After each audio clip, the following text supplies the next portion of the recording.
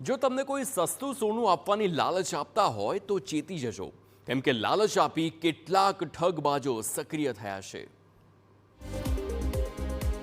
એક તરફ સોનાનો ભાવ આસમાને આંબી રહ્યો છે તો બીજી તરફ સસ્તું સોનું આપવાને બહાને ઠગબાજો લોકોને ચૂનો લગાડી રહ્યા છે। કચ્છમાં આવો જ એક આરોપી પોલીસના સકંજામાં આવ્યો છે।